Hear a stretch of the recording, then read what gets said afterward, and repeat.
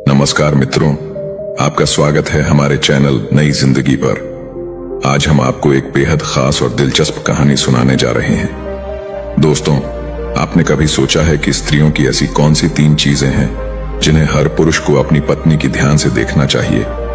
और क्या होगा अगर कोई पुरुष इन 3 चीजों को गलती से देख लेता है? ऐसा माना जाता है कि अगर कोई पुरुष इन 3 चीजों को देख लेता है तो उसके घर में कभी भी गरीबी नहीं आती और उसके घर में हमेशा माता लक्ष्मी का वास रहता है। यही नहीं, उस पुरुष की जिंदगी में खुशी और समृद्धि का आशीर्वाद हमेशा बना रहता है। तो मित्रों, आज की इस वीडियो में हम आपको बताएंगे वे कौन सी 3 चीजें हैं जिन्हें प्रत्येक पुरुष को अपनी पत्नी की देखनी चाहिए। अगर आप हमारे चैनल पर नए हैं तो चैनल नई जिंदगी को सब्सक्राइब कर लें ताकि आपको ऐसी रोचक और ज्ञानवर्धक कहानियां रोज मिलती रहें। और अगर आपको कहानी पसंद आए तो लाइक और शेयर जरूर करें। तो चलिए अब बिना किसी देरी के हम इस खास कहानी को शुरू करते हैं। मध्यकाल की बात है। एक नगर में महेश नाम का व्यापारी रहा करता था। वह अत्यंत गरीब था। उसके घर में खाने पीने तक का सामान नहीं था, यहाँ तक कि उसके पास पहनने के लिए ढंग के कपड़े भी नहीं थे। वह एक ही वस्त्र पहनता था। महेश की पत्नी अत्यंत रूपवती थी और वह उससे बहुत प्रेम करता था, लेकिन उसकी पत्नी को अपनी सुंदरता पर गर्व था। अपनी इसी अहम भावना के कारण वह घर में अपनी मर्जी से व्यवहार करती थी। महेश उसकी इस आदत से बहुत परेशान रहता था क्योंकि उसकी पत्नी बात बात पर उससे झगड़ा करने लगी थी। घरेलू कलह अब महेश के जीवन का हिस्सा बन गया था। उसकी पत्नी उसे ताने मारती और कहती, तुम्हारे पास न तो धन है न ही सम्मान, पता नहीं मैंने तुमसे विवाह क्यों किया। इस घर में न भोजन है न वस्त्र और तुम तो कोई काम भी नहीं करते। पत्नी की इन बातों को सुनकर महेश का दिल टूट जाता। वह सोचता कि मेरे साथ ऐसा क्यों हो रहा है। वह गहरी चिंता में रहने लगा। धीरे धीरे हालात और बिगड़ते गए और उसे अपने खेत तक बेचने पड़े, लेकिन उसकी दुर्दशा में कोई सुधार नहीं आया। एक दिन की बात है, महेश किसी काम से जा रहा था। रास्ते में उसने देखा कि एक महंत जी अपनी कुटिया के पास ध्यान मग्न थे। महेश को लगा कि यह कोई दिव्य पुरुष है। उसने सोचा, क्यों न इनसे जाकर अपनी परेशानी का हल पूछूं। यह सोचकर महेश उनके पास गया और हाथ जोड़कर 3 स्वर में विलाप करने लगा। कुछ समय बाद महंत जी ने अपनी आंखें खोली और देखा कि उनके सामने एक युवक विलाप कर रहा है। उन्होंने कहा, हे वत्स, तुम कौन हो और क्यों रो रहे हो?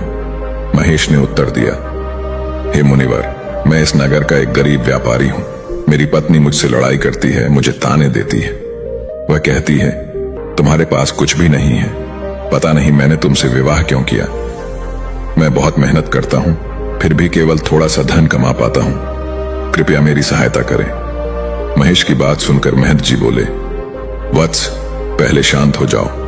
मैं तुम्हें 3 ऐसी बातें बताऊंगा जिन्हें हर पुरुष को अपनी पत्नी में देखना चाहिए। इन बातों को जानने के बाद तुम धनवान बन जाओगे और तुम्हारे जीवन से संकट दूर हो जाएंगे। महेश ने उत्सुकता से कहा, हे मुनिवर, कृपया शीघ्र बताइए, मैं बहुत उत्सुक हूं। महंत जी मुस्कुराते हुए बोले, इतनी अधीरता ठीक नहीं है, धैर्य रखो। मैं तुम्हें ये 3 बातें एक महत्वपूर्ण कथा के माध्यम से बताऊंगा, लेकिन तुम्हें वादा करना होगा कि जब तक मैं यह कथा पूरी न कर लूं तुम इसे ध्यान से सुनोगे। महेश ने हाथ जोड़कर कहा, हे मुनिवर, मैं वादा करता हूं कि आपकी कथा को आरंभ से अंत तक पूरा अवश्य सुनूंगा। महंत जी उस महेश व्यापारी से कहते हैं, हे पुत्र, एक नगर में एक पंडित नाम का युवक रहता था। वह उस नगर का सबसे सफल पुजारी था। पंडित और उसकी पत्नी में बहुत प्रेम था। वे दोनों एक दूसरे से इतना प्रेम करते थे कि उनके घर में कभी कोई मनमुटाव नहीं होता था। उनके घर में सदैव शांति और सुख का माहौल रहता था। यही कारण था कि उनके घर में माता लक्ष्मी का वास था और पूजा पाठ में ज्यादा ही ध्यान रखते थे। व्यापार में निरंतर उन्नति हो रही थी। पंडित और उसकी पत्नी के प्रेम को देखकर आस पड़ोस के लोग ईर्ष्या करने लगे थे। कुछ स्त्रियां तो पंडित की पत्नी से बात तक नहीं करती थीं। उसकी पत्नी हर रोज संध्या काल में दीपक जलाती थी, लेकिन पड़ोस की स्त्रियां उसे ऐसा करने से रोकती और कहती, तुम हर शाम दीपक क्यों जलाती हो? इससे तुम्हें क्या लाभ होगा? तुम ऐसा मत किया करो। लेकिन पंडित की पत्नी किसी की बात को अनसुना कर देती और अपनी इच्छा से कार्य करती। यहां तक कि वह अपने पति यानी पंडित की बात भी नहीं मानती थी। वह अपने हिसाब से घर चलाती थी। पंडित भी अपनी पत्नी को किसी कार्य से रोकता नहीं था। वह जानता था कि यदि उसने उसे रोका तो दोनों में विवाद होगा और इसका असर उसके पूजा पाठ ध्यान मग्न में गलत प्रभाव पड़ेगा। पंडित यह भी समझता था कि एक न एक दिन उसकी पूजा पाठ सफल रहेगी जब घर में शांति होगी। पंडित अपनी पत्नी से बहुत प्रेम करता था, लेकिन उसकी पत्नी सिर्फ दिखावे का प्रेम जताती थी। कभी कभी वह पंडित से नाराज हो जाती थी, लेकिन पंडित अपनी बुद्धिमानी से उसे मना लेता था। इस प्रकार उनके दिन बीत रहे थे। धीरे धीरे यह बात पूरे नगर में फैल गई कि पंडित और उसकी पत्नी के प्रेम का उदाहरण दिया जाने लगा। लोग कहते, उनका प्रेम देखकर हमें सीख लेनी चाहिए। जब यह बात नगर के राजा विक्रम सिंह तक पहुंची तो वह बहुत प्रभावित हुआ। उसने अपने सिपाहियों को बुलाया और कहा, जाओ उस पंडित और उसकी पत्नी को सम्मान पूर्वक राजमहल में लाओ। हम उनका सम्मान करना चाहते हैं, लेकिन ध्यान रहे तुम उन्हें कुछ भी मत बताना। राजा विक्रम सिंह की आज्ञा पाकर उनके सिपाही उस पंडित के घर पहुंचे और दरवाजा खटखटाने लगे। कुछ देर बाद पंडित ने दरवाजा खोला। दरवाजा खोलते ही उसने देखा कि राजा के सिपाही उसके घर के बाहर खड़े हैं। तब पंडित ने उनसे कहा, आप लोग आज मेरे घर क्यों आए हैं? इस पर सिपाहियों ने उत्तर दिया, चलिए महाराज ने आपको और आपकी पत्नी को राजमहल में बुलाया है। इसके बाद सिपाही उन दोनों को अपने साथ राजमहल ले गए। राजमहल में पहुंचकर राजा विक्रम सिंह ने उस पंडित और उसकी पत्नी का आदर पूर्वक स्वागत किया। राजा ने उनके लिए भोजन और सत्कार की व्यवस्था की। इसके बाद राजा ने उन्हें धनराशि भेंट की। यह देखकर पंडित और उसकी पत्नी बहुत खुश हो गए। दोनों खुशी खुशी अपने घर लौट आए।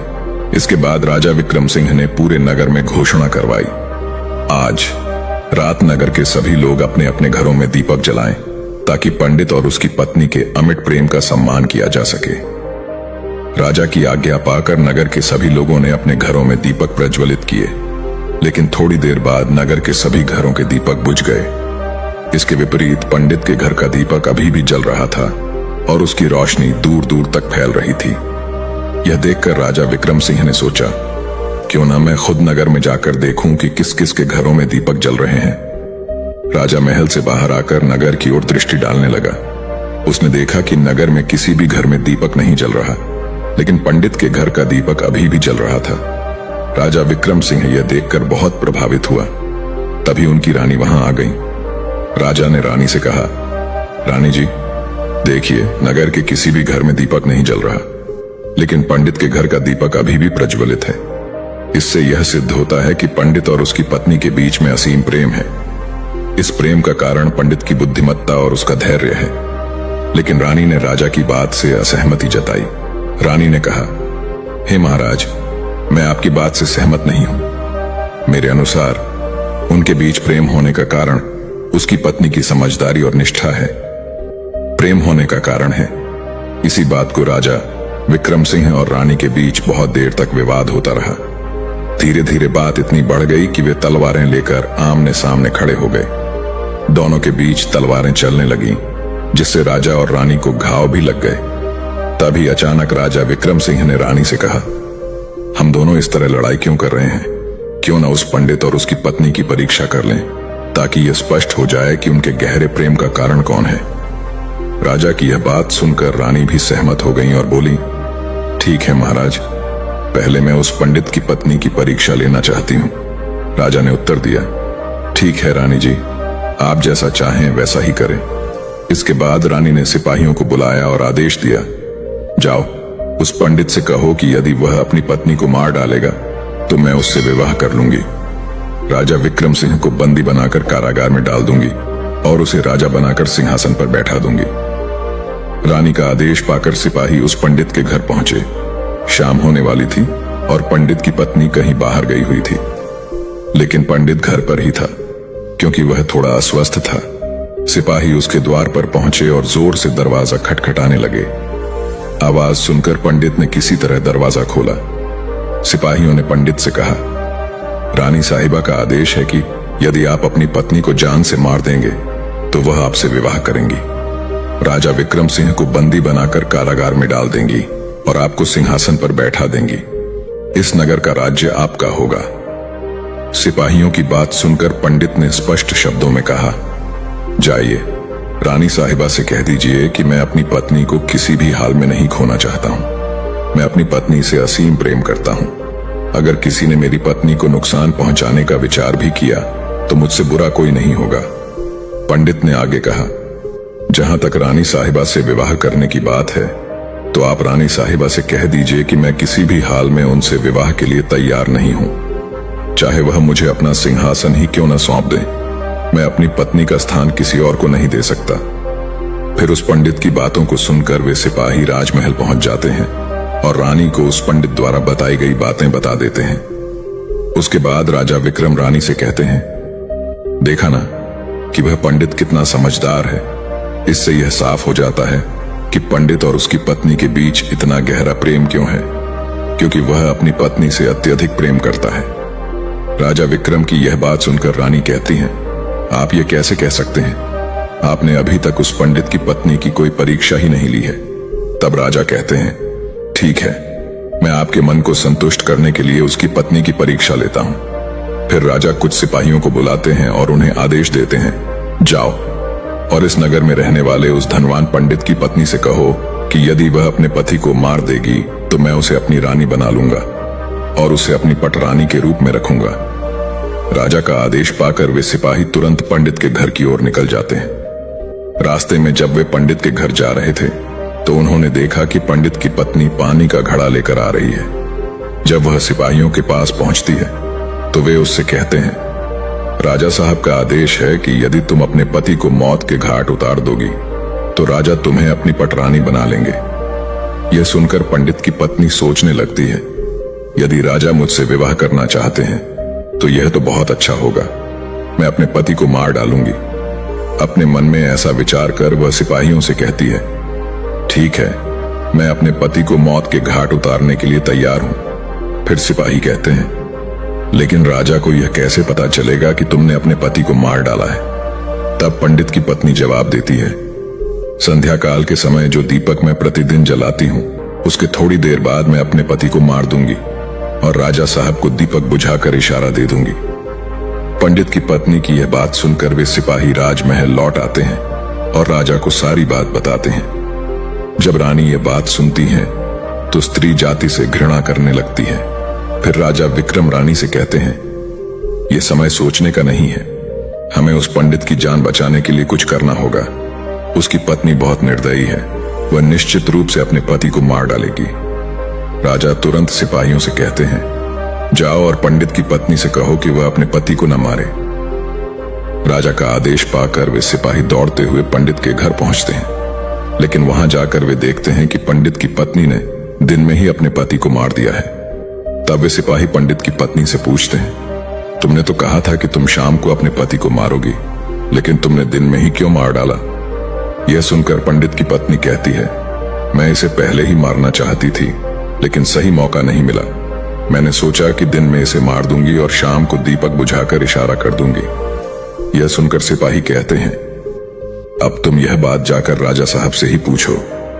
फिर वे पंडित की पत्नी को लेकर राजमहल पहुंचते हैं और राजा को सारी बात बताते हैं। यह सुनकर राजा विक्रम को बहुत क्रोध आता है और पंडित की पत्नी को बंदी बनाकर कारागार में डाल देते हैं। फिर महंत जी ने महेश व्यापारी से कहा, हे पुत्र, अब मैं तुम्हें वे 3 बातें बताता हूं जिन्हें प्रत्येक पुरुष को अपनी पत्नी में अवश्य देखना चाहिए। इन बातों का ध्यान रखने पर परिवार में कभी भी झगड़े नहीं होते हैं। महंत जी ने कहा, पहली बात यह है कि पुरुष को यह देखना चाहिए कि उसकी पत्नी कहां जा रही है, किससे मिल रही है और किससे बातचीत कर रही है। जो पुरुष इन बातों का ध्यान रखता है उसके घर में शांति बनी रहती है और वह अपनी पत्नी पर नियंत्रण रख सकता है। इसके बाद महंत जी ने दूसरी बात समझाते हुए कहा, हर पुरुष को अपनी पत्नी की बोलचाल की भाषा पर भी ध्यान देना चाहिए। यह देखना चाहिए कि उसकी पत्नी किस प्रकार बात करती है, क्या वह अपने पति की बात मानती है और उसकी इज्जत करती है। यदि पत्नी का व्यवहार सम्मानजनक हो तो घर में कभी क्लेश नहीं होते। फिर महंत जी ने तीसरी बात समझाई, प्रत्येक पुरुष को अपनी पत्नी के चाल चलन पर नजर रखनी चाहिए। यदि पत्नी का आचरण ठीक हो और वह पति की बात मानकर चलती हो तो उस घर में सदा सुख शांति रहती है। लेकिन जो महिलाएं केवल अपनी मनमानी करती हैं और अपने पति की बातों को अनसुना करती हैं, उनका हाल भी उस पंडित की तरह ही हो जाता है। इस तरह समझाकर महंत जी ने महेश व्यापारी को गृहस्थ जीवन के आदर्श बताए। लेकिन जो स्त्रियां घर को अपनी ही मनमानी पर चलाती हैं और पति की बातों को नहीं मानती हैं, तब उनका हाल भी उस पंडित की तरह ही हो जाता है। पारिवारिक जीवन में